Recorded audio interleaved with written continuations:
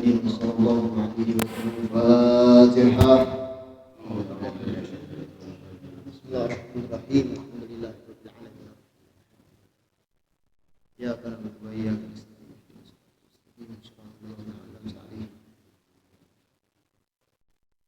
Assalamualaikum warahmatullahi wabarakatuh.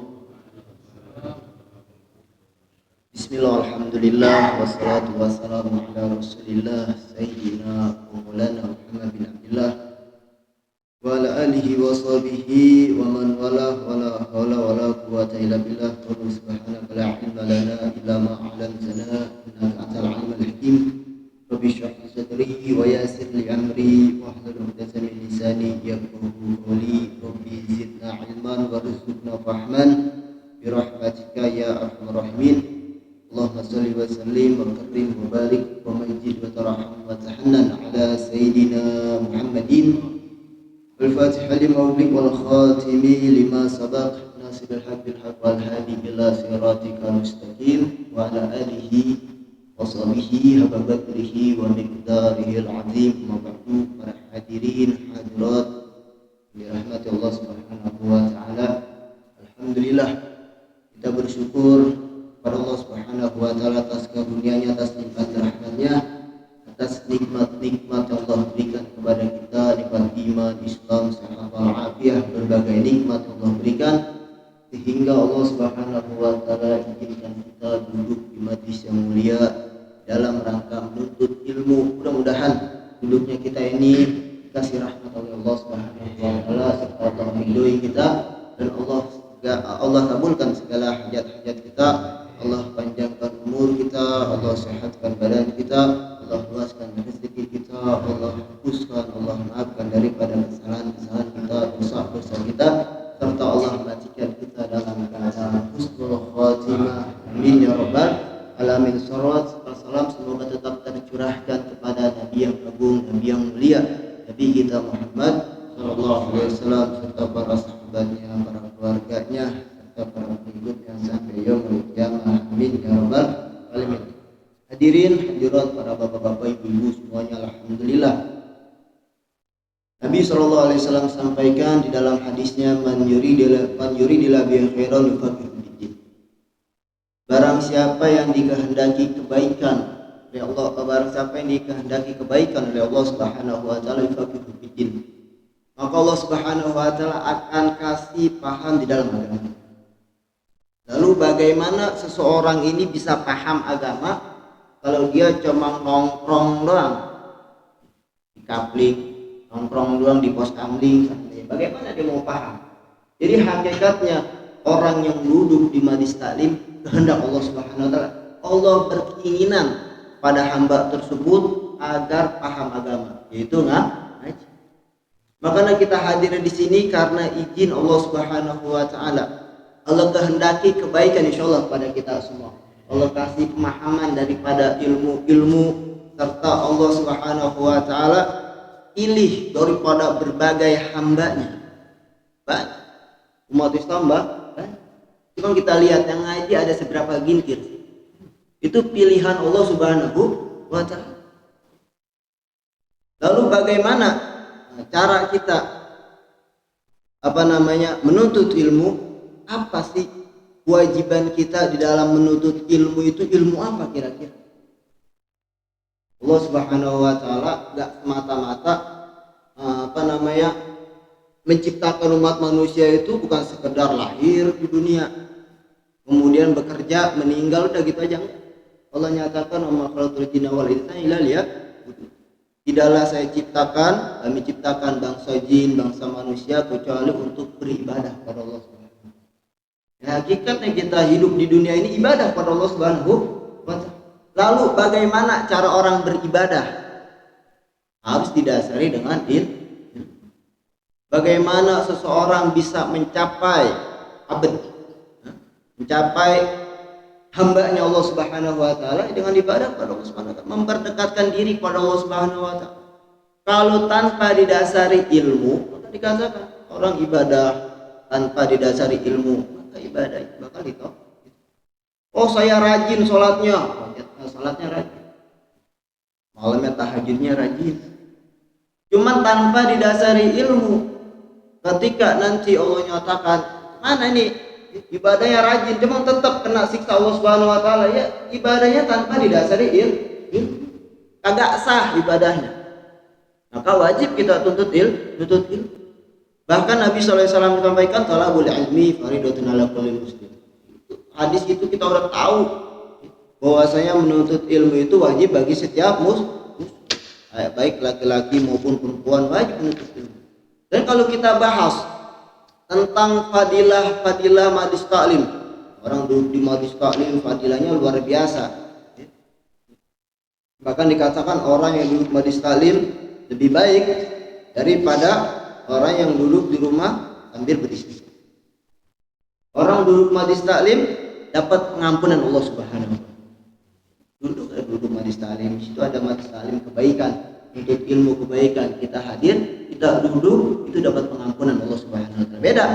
Jadi kalau orang duduk di rumah baca memegang tasbih istighfar pada Allah Subhanahu wa taala, astagfirullah. Benal kubul warat. Istighfar kita itu antara diterima atau enggak oleh Allah Subhanahu wa taala. Kita enggak tahu. Kita istighfar diterima oleh Allah Subhanahu wa taala atau enggak. Tapi orang yang duduk majlis taklim, insyaallah dapat pengampunan Allah Subhanahu wa taala. Orang yang duduk majlis taklim lebih baik daripada orang yang takziah. Kan? Lebih baik daripada takziah. Orang yang bertakziah mendapatkan pahala yang luar biasa. Yang kan duduk majlis taklim lebih baik daripada itu. Berarti orang yang duduk majlis taklim pahalanya luar biasa dari Allah Subhanahu wa taala. Bahkan kalau meninggalkan sebaliknya, orang meninggalkan majlis taklim, kita tahu duduk di majlis ilmu itu, menuntut ilmu itu wajib. Apa itu wajib itu? Wa yusabu ala fi'li wa yu'aqabu ala tarki. Orang yang kewajiban itu mendapat pahala ketika dikerjakan. Kita punya kewajiban, kita kerjakan kewajiban, mendapat pahala dari Allah Subhanahu wa taala. Wa yu'aqabu ala tarki. Dan orang yang meninggalkan akan mendapat dosa. Orang meninggalkan enggak menuntut ilmu mendapatkan dosa dari Allah Subhanahu wa taala. Bahkan saking wajibnya menuntut ilmu, Nabi sallallahu alaihi wasallam katakan, "Utilbal ilma walau bisi." Carilah ilmu walaupun ke negeri Cina. Emang mau ngapain ke negeri Cina? Ada apa di sana? Sampai nyari ke negeri Cina emang ada apa sih? Nabi sallallahu alaihi wasallam nyuruh tuntutlah ilmu walaupun ke negeri Cina. Imam Haddad mengatakan itu isyarat. Negeri Cina iklimun ba'idun, negeri yang jauh, saking jauhnya sehingga seseorang sedikit yang sampai ke sana. Kalau zaman sekarang mungkin ada pesawat bisa lebih cepat lah. Kalau zaman dulu, zaman Nabi yang naiknya cuma onta, berapa bulan atau berapa tahun sampai ke sana. Kendaraan kuda, saking jauhnya.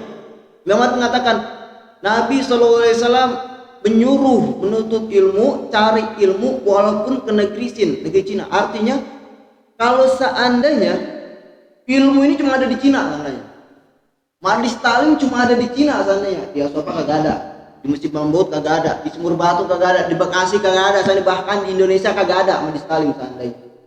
Cuma ada di negeri Cina, maka kita wajib carinya ke negeri Cina.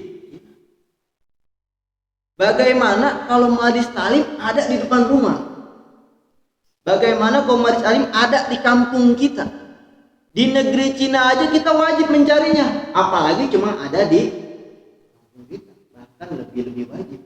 Itu seperti itu. Artinya kita punya kewajiban untuk mengisi majlis taklim, untuk menuntut ilmu. Lalu ilmu apa yang perlu kita cari? Di sini ada hadis Nabi SAW katakan, dan Umar bin Khattab radhiyallahu taala anhu qala bainama nahnu julusun inda Rasulillah sallallahu alaihi wasallam dzata yaumin itala'a alaina rajulun shadidu bayadi thiyab shadidu sawadi sya'r la yura alaihi asaru safar wa la ya'rifuhu minna. Dari sahabat Umar bin Khattab radhiyallahu anhu, beliau mengatakan bainama nahnu julusun inda Rasulillah sallallahu alaihi wasallam, kami dan para sahabat lagi duduk bersama Rasulullah SAW di suatu hari. Pada suatu hari Sayyidina Umar dan para sahabat sedang duduk bersama Rasulullah sallallahu alaihi wasallam. Itala alaina rajulun syadidu bayadi thiyab. Gak lama datang seorang laki-laki dengan baju yang sangat putih. Para sahabat Sayyidina Umar dan para sahabat yang lain duduk bersama Rasulullah sallallahu alaihi wasallam. Agak lama datang seorang laki-laki dengan pakaian yang putih. Tadi di sawah di sya'ar, rambutnya hitam pekat. Rambutnya hitam pekat. La yura ali asari safar, sehingga kagak kelihatan bekas perjalanan nih orang. Kalau kita nih udah dandan rapi, biasanya kalau mau pergian dandan rapi, apalagi ibu-ibu kalau udah dandan dah, sejam kagak cukup, rapi bener dah. Perjalanan jauh udah pada lecek tuh muka tuh, mau make up udah pada kemana baik. Kita yang baju udah rapi disetrika udah pada lah lecek. Kalau orang perjalanan jauh, apalagi perjalanan di padang pasir. Orang jalan padang pasir, paling baru berapa kilometer bajunya udah kusut. Sedangkan ini kagak. Laki-laki tersebut bajunya masih putih, rambutnya hitam. Wala ya'rifuhu min ahad, dan kami, kata sahabat Umar dan para sahabat yang lainnya, kagak tahu ini siapa laki-laki. Kalau seandainya ini orang jauh, laki-laki tersebut orang jauh, pasti ada bekas asar, lecak bajunya. Tapi kalau orang dekat, ini nggak ada yang kenal. Hatta jalasa ila Nabi sallallahu alaihi wasallam fasnada rukbatayhi ila rukbatayhi wa wada'a kafaihi ala fakhidaihi, sehingga laki-laki tersebut datang duduk di hadapan Nabi sallallahu alaihi wasallam. Jadi orang tersebut duduk di hadapan Nabi sallallahu alaihi wasallam, fasnada rukbatayhi ila rukbatayhi, dengkulnya dia dibrandengin atau dijejerin di hadapan Nabi SAW, dengkul sama dengkul nyatu. Bahwa doa kafaihi ala fakhidaihi, dan tangannya laki-laki tersebut menyentuh pahanya Rasulullah SAW. Jadi laki-laki tersebut menghampiri Rasulullah SAW, duduk di hadapan Rasulullah, dengkulnya dia sama dengkul Rasulullah disatuin sambil megang pahanya Rasulullah SAW. Bagala, dan laki-laki tersebut mengatakan, ya Muhammad, akhbirni anil Islam. Wahai Muhammad, kasih tahu saya tentang Islam. Islam. Bagala Rasulullah sallallahu alaihi wasallam, maka Nabi sallallahu alaihi wasallam berkata, "Al-Islam an tashhada an la ilaha illallah wa anna Muhammadar Rasulullah wa tuqimas shalah wa tutiyaz zakah wa tusuma Ramadan wa tuhajjal baita in istata'a ilaihi." Islam, engkau bersaksi bahwasanya tiada Tuhan selain Allah Subhanahu wa taala dan Muhammad adalah utusan Allah Subhanahu wa taala. Engkau mendirikan sholat, engkau membayar zakat, engkau puasa di bulan Ramadan, dan engkau pergi haji apabila mampu. Qala sadaqta, maka laki-laki tersebut mengatakan engkau benar. Fa'ajibna lahu yas'aluhu wa yusadiquhu, maka kata Sayyidina Umar, saya heran, ini orang nanya tapi dia juga yang benerin. Dia nanya cuma dia juga yang benerin. Kalau seandainya kita nih nanya jalan sama orang, misi saya mau nanya jalan, kalau jalan benda kemana ya? Itu orang tinggal lurus doang. Jadi jawab benar. Kira-kira bingung orang. Kalau tahu ngapain nanya? Kalau tahu ngapain nanya? Gitu saya di Umar. Ini orang nanya tapi dia juga yang membenarkan. Bala. Maka laki-laki tersebut mengatakan lagi, "Akhbirni anil iman." Kasih tahu saya tentang keimanan, tentang Bala. Rasulullah sallallahu alaihi wasallam berkata, "Antuk minabillah wa malaikatihi wa kutubihi wa rusulihi wal yaumil akhir wa tu'mina bil qadar khairihi wa syarrihi."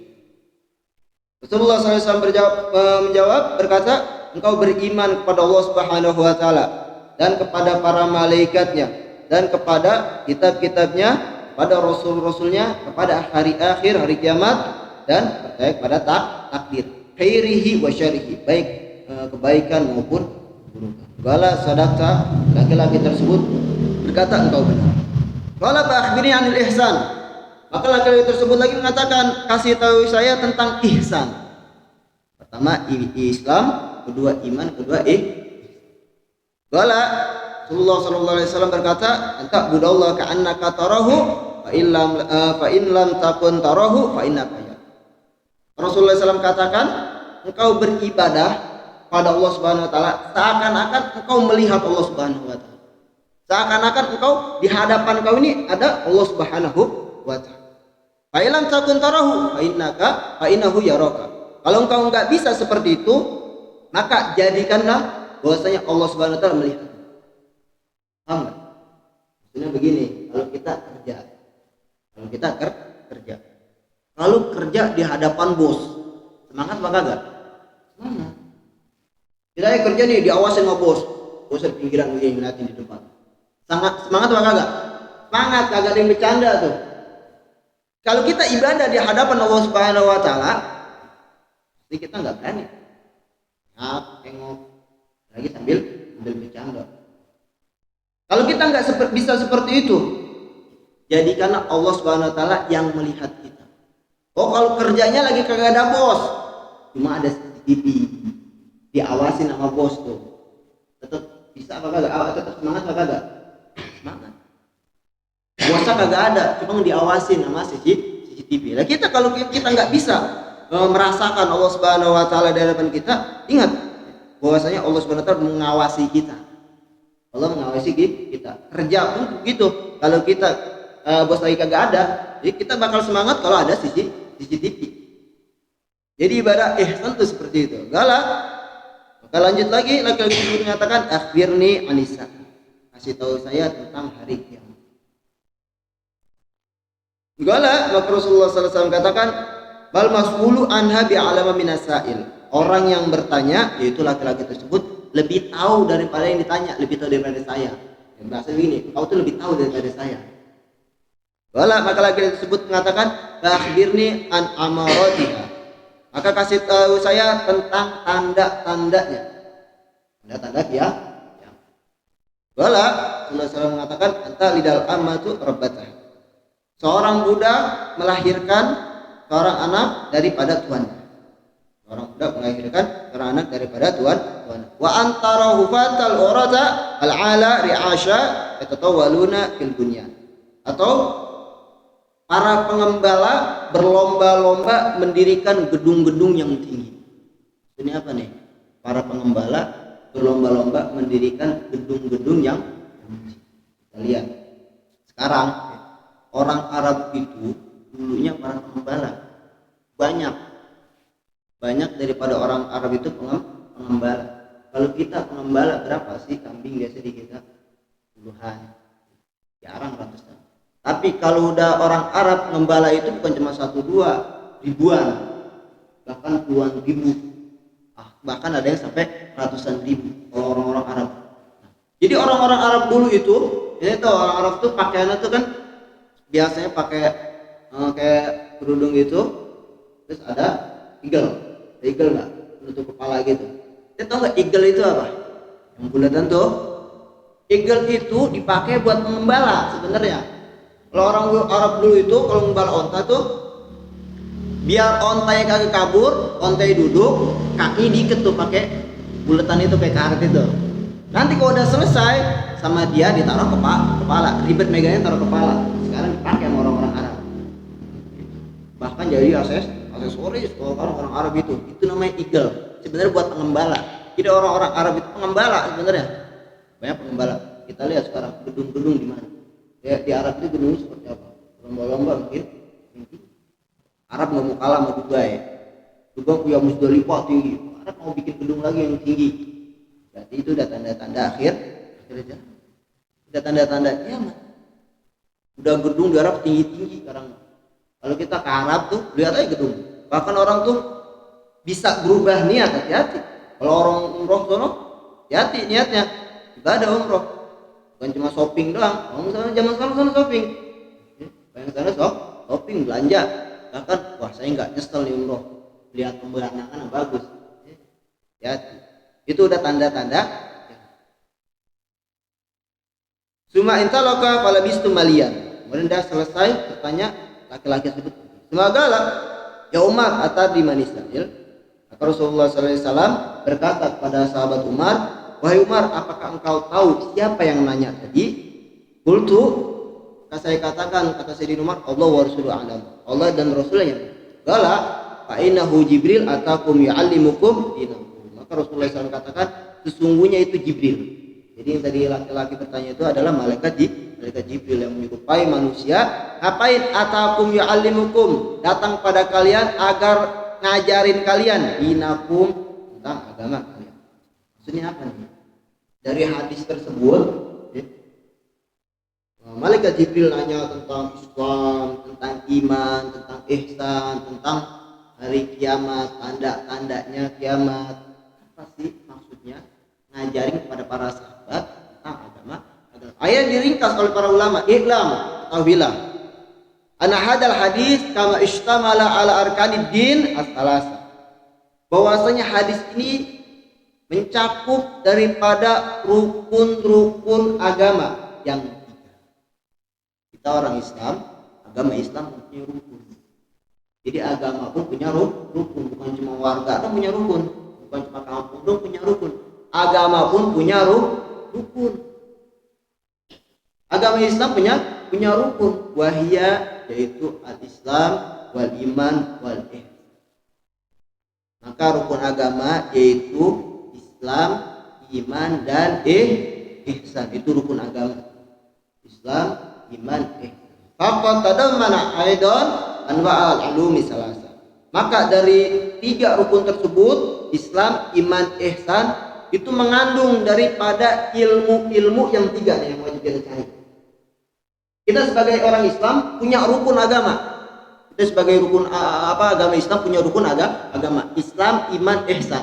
Nah, dari tiga tersebut mengandung daripada tiga ilmu. Hal awal yang pertama, ilmu fikih. Islam yaitu ilmu fikih.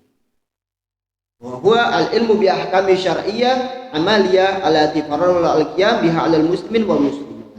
Yaitu ilmu tentang hukum-hukum syariat yang diamalin, yang ditetapkan oleh Allah Subhanahu wa taala untuk mendirikannya bagi setiap muslim dan muslimah.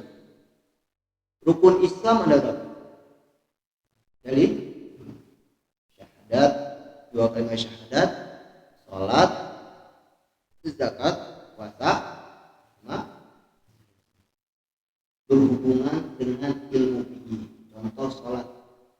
Orang bisa enggak mengerjakan salat tanpa didasari ilmu fikih? Bagaimana tahu tata caranya salat? Ada berapa rukunnya salat? Sebelum salat wajib ngapain? Sebelum salat wajib bersuci, wudu. Orang bagaimana tahu caranya berwudu? Tahu caranya mandi hadas besar? Tahu caranya apa aja membatalkan wudu? Itu ngajinya di ilmu fikih. Jadi orang bisa mendirikan sholat ilmu fikih. Orang zaman sekarang, mohon maaf, sedikit sekali dia yang tahu tentang ilmu fikih. Bahkan Nabi SAW sudah sampaikan di zaman itu, zaman Nabi SAW, kasiratul fuqaha, banyak orang ahli fikih, orang alim zaman itu banyak ahli fikih. Sedikit orang khitobah yang berbicara, penceramah sedikit. Karena orang alim semua waktu zaman itu. Orang alim semua, ngerti semua tentang ilmu, sedikit yang ceramah, yang khutbah, kalau kemari ceramah. Sehingga di zaman itu amal lebih baik daripada menuntut ilmu. Jadi orang udah paham sholat, jadi tinggal amalin. Sholat tahajudnya, sholat sunnahnya. Udah ngerti sholat? Sehingga di zaman itu beramal itu lebih baik daripada menuntut ilmu. Ya karena udah mencukupi buat dirinya sendiri. Nanti bakal datang suatu zaman Rasulullah khutbah. Banyak orang penceramah, khotib di mana-mana, penceramah di mana-mana. Walil fuqaha, sedikit yang ahli fikih. Sedikit yang ahli. Artinya orang banyak ngomong cuma kagak ada ilmunya. Dia pintar ngomong, orang pintar ngomong karena gampang, pintar ngomong. Ente pintar ngomong, cari satu hadis, sampaikan. Karena dia nggak tahu rukun sholat ada berapa. Dia kagak tahu tuh tata cara sholat gimana. Dia kagak tahu fardunya wudu ada berapa. Dia kagak tahu membatalkan wudu berapa. Bahkan ada orang nanya sama saya, udah punya anak? Udah punya anak. Cerita aja ini sebagai ibrah, pelajaran buat kita semua. Beb, saya mau nanya, ya, kalau kita mau mandi hadas besar, mandi junub, mandi hadas besar, Itu kita masuk kamar mandi, niat. Sebelum mandi, saya mau BAB dulu, boleh apa enggak? Sudah gimana nih? Dia bingung. Dia mau mandi, sebelum mandi dia mau BAB. Apakah nanti niat lagi? Salah kaprah dia. Maksud ente masuk kamar mandi tuh niat mau mandi, iya. Jadi sebelum guyur ente mau BAB dulu. Salah, ente tempat niatnya sah. Kapan waktunya tuh? Indal awal ibadah. Yang waktu niat itu pertama kali memulai ibadah.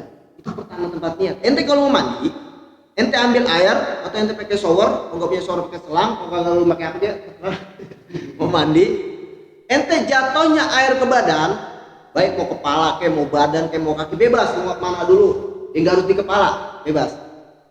Karena anggota mandi cuma satu seluruh badan. Jatuhnya air ke badan di situ ente niat. Itu bisa Rabbil Hadis Akbar. Kalau bisa bahasa Arab, saya niat mandi mengangkat hadis besar dengan Allah. Jadi pertama jatuhnya air itu di situ ente niat.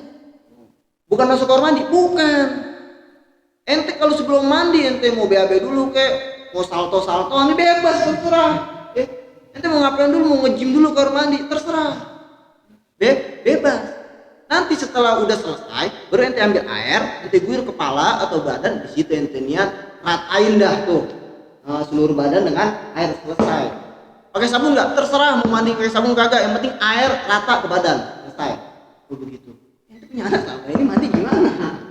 Niatnya gimana? Orang nggak belajar, nggak tahu, dan dia nggak mau duduk di majelis taklim. Saya kalau nggak belajar, dimaku uzur. Karena ada uzur jahil ma'zur, ada bahasa jahil ma'zur, orang bodoh cuma diuzur. Kata dia begitu, seandainya ada orang seperti itu, Imam Haddad bisa. Jahil ma'zur itu punya syarat. Jahil ma'zur punya syarat. Orang yang hidup jauh dari kalangan ulama, jauh dari majelis taklim, hidup tengah hutan, seandainya hidup tengah hutan, benar-benar majelis taklim tengah hutan siapa? Tarzan seandainya. Ini seorang anak tinggalin, itu jahil ma'zur. Uzur nggak apa-apa. Tapi kalau hidup di kalangan ulama, kalau majelis taklim nggak bisa katanya jahil ma'zur. Saya nggak tahu ilmunya. Kenapa nggak ngaji? Kenapa nggak nanya? Kenapa baru sekarang nanya? Ya seperti itu. Jadi itu ilmu fikih wajib tentang ibadah kita kepada Allah Subhanahu Wa Taala. Mau kualitas ibadah kita, ilmu. Pakai ilmu, sholat kita, wudu kita. Kemudian bayar zakat. Zakat ada ilmunya. Ini kalau kita taunya zakat itu apa? Zakat fitrah ya nanti ya. Puasa, lebaran itu zakat fitrah. Zakat banyak, ada zakat na'am. Ya. Ada zakat hewan ternak itu na'am, hewan ternak, sapi, kambing, unta. Sapi ada berapa? Wajib dizakati nanti. Kalau udah mencapai nisabnya 30 sapi, ada sini orang punya 30 sapi. Ibu sapi, baru nanti kena zakat. Kambing berapa? 40 ekor kambing. Baru nanti zakat onta berapa? 6. Sini ada onta. Kagak hilang ya. Di zakat ada juga emas, yang punya emas tuh dulu biasanya emas banyak tuh. Ya, hati di zakatnya itu. Ya. Kalau dia nggak mengeluarkan zakat, sedangkan masa udah sampai nisab, dia nggak bayar zakat. Tijaroh, dagang, tapi suka dagang nih, hitung. Nanti setelah setahun hitung dari mulai modalnya berapa, untungnya berapa, kalau sampai nisabnya ya kan, untungan misalnya 2M seandainya, itu udah sampai ya, untungan 2M, kena zakatnya. Kalau nggak sampai nggak apa-apa, dagang siwak tadi cuma 10 ribuan, nggak sampai, setahun sampai 200 juta siwak. Kalau pembisnis kali ya, dia begitu, dia punya ladang siwak. Ya. Itu yang pertama ilmu fikih yang berkaitan dengan amaliyah.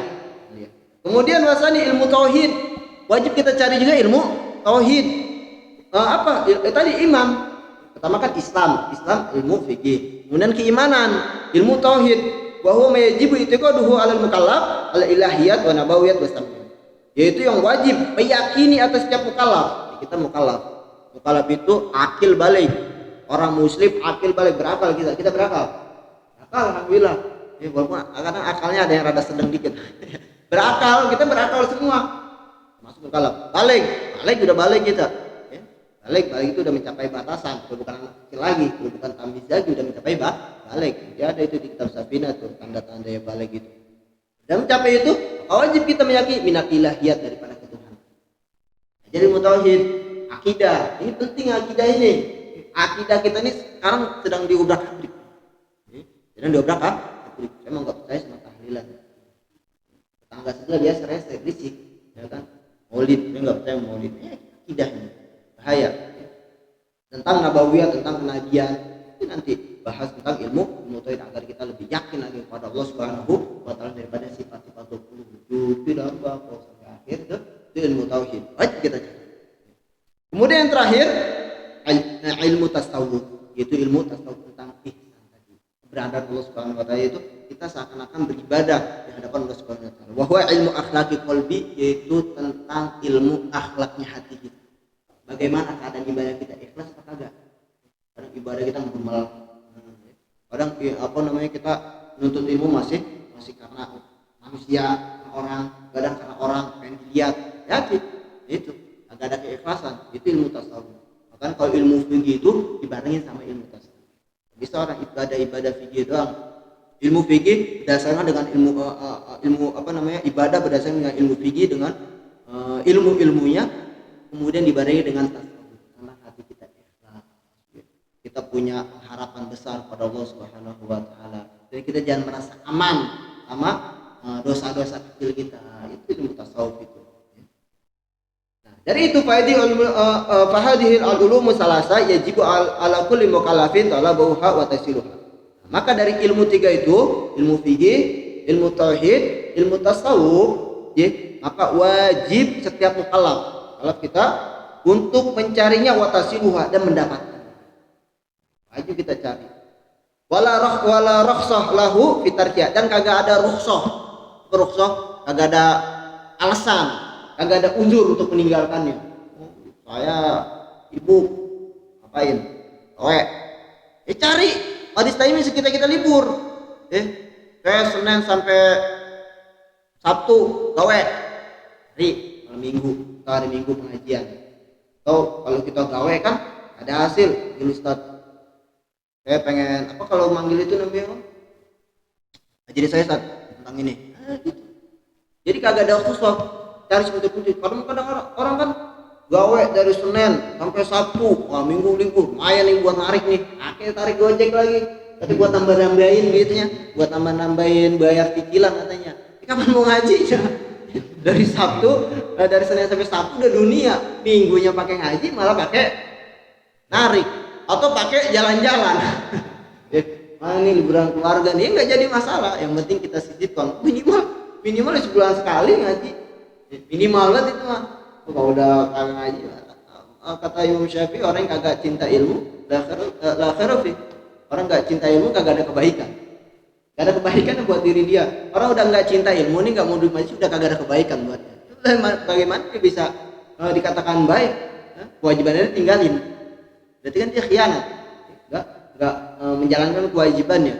Bagaimana bisa dikatakan baik? Maka qala sallallahu alaihi wasallam, maka Nabi sallallahu alaihi wasallam telah bersabda, "Utlubul ilma walau bisir." Carilah ilmu walaupun ke negeri Cina tadi. Fa inna talaba ilmi faridatun ala kulli muslim. Karena sesungguhnya menuntut ilmu itu wajib bagi setiap muslim. Maka cari tiga ilmu ini. Ente enggak usah cari-cari ilmu-ilmu tentang yang aneh-aneh itu, minta bangla, enggak usah. Cari ilmu terbang dulu, ilmu hakikat kepada Allah Subhanahu wa taala. Saya hakikat kepada Allah Subhanahu wa taala. Saya mau betapa kayak Sunan Kalijaga. Ente belum nyampe. Cari ilmu fikih dulu. Kencing aja belum temen aja gitu. Cebok aja belum bener. Bab toharo aja kita masih lepotan. Mau tentang marifat, cari ilmu tiga dulu ini, ilmu fikih dulu. Tapi setelah itu baru udah ini baru marifat Allah Subhanahu wa taala. Wa hadza anwa'u syuru' fi tilkal ulum ya'dihi al-ibarat. Maka dari macam-macamnya ini cabang di ini ilmu ya'dil ibarat, udah digampangin ibarah. Liyahsula durusuha alal muftadiin minal banin wal banat.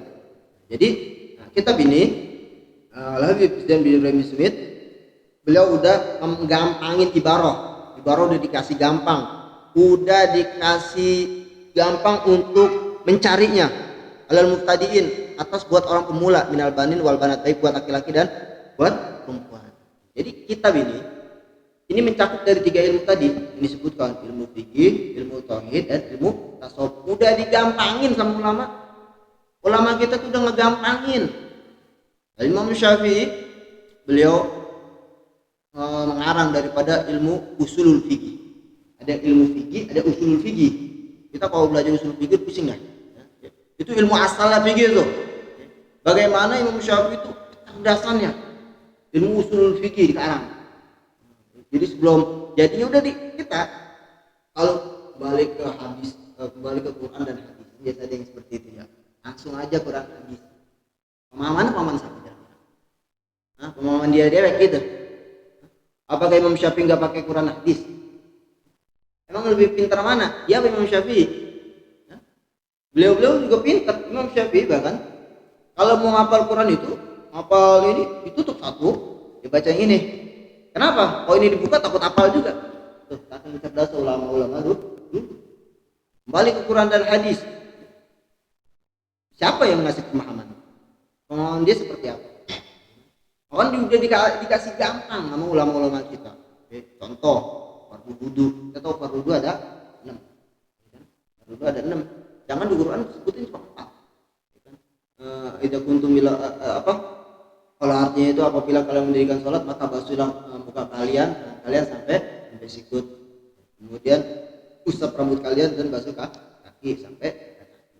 4 dong sebutin. 2 lagi tadi. Hadis Nabi sallallahu alaihi wasallam innamal a'malu binniyat. Maksudnya kalau semua perkara dengan niat tertib. Itu udah dicakup, udah digampangin. Apalagi digampangin lagi sama ulama-ulama sekarang, lebih gampang lagi. Karena kapasitas umat manusia ini makin kemari itu makin rendah. Ya, karena apa baik yang kita makan. Jajan-jajan luar kita makan, ya kan apa baik kan? Kita nggak menyalahkan diri kita, lihat apa aja yang bisa kita tonton, ya kan? Kita nonton orot itu gampang ngilangin hafalan seperti itu. Kan dipermudah lagi. Udah dikasih gampang sama ulama-ulama kita untuk menuntut ilmu. Tinggal kitanya mau menuntut apa kagak, tinggal kita mau mencari ilmu apa kagak. Wa nasallallahu ta'ala taufiqan lisadat wa hidayatan lisabil rasyad wa huwa hasbi wa ni'mal wakil ni'mal maula wa ni'mal nasir la ilaha illa huwa ilaihi masir. Amin ya rabbal. Jadi ini sedikit pembahasan tentang ilmu yang perlu kita cari untuk kehidupan sehari-hari kita. Dari mulai ilmu fikih yang bersangkutan dengan Islam, dengan ibadah kita, mulai dari sholat, ibadah taharah banyak. Belum sholat banyak taharah, mulai dari mandinya, caranya gimana, wudhunya, syarat-syarat banyak. Kemudian tentang ilmu tauhid, biasa kita baca tuh sifat 20, bujur kita tentang akidah kita, itu penting juga ilmu tauhid wajib bagi kita agar akidah kita akidah Asy'ari hati. Kemudian ilmu tentang tasawuf, tentang hati, belajar ikhlas, pengharapan kepada Allah Subhanahu wa taala. Mudah-mudahan Allah kasih taufik hidayah kita semua untuk mudah